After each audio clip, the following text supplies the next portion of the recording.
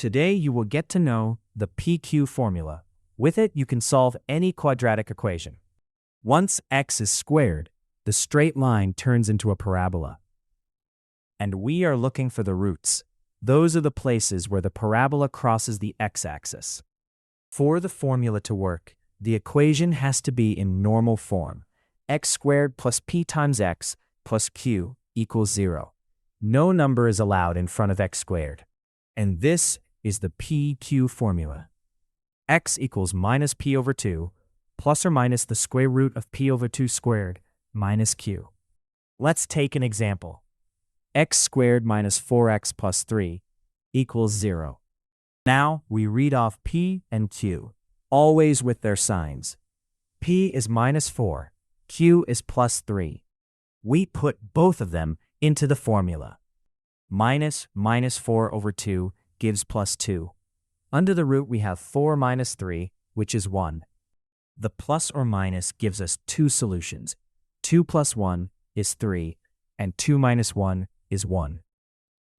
And that is exactly where the parabola crosses the x-axis, at 1 and at 3. So the calculation checks out. The interesting part is the expression under the root. It is called the discriminant, and it decides how many solutions there are at all. If it is positive, there are two solutions. If it is 0, there is exactly 1. And if it is negative, there is none, because you cannot take the square root of a negative number. The most common mistake is the sign. If p is minus 4, then minus p over 2 is plus 2, not minus 2. Remember, get the normal form first, then read p and q with their signs, and under the root, it is decided how many solutions you get. Your turn. Solve x squared minus 6x plus 8 equals 0.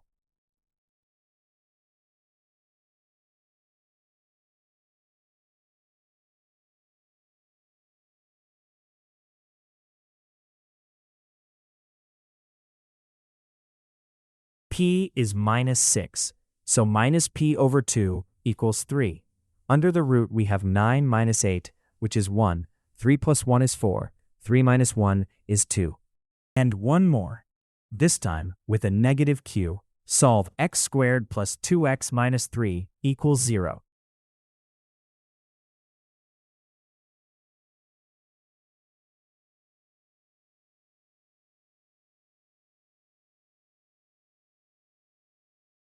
Minus p over 2 is minus 1.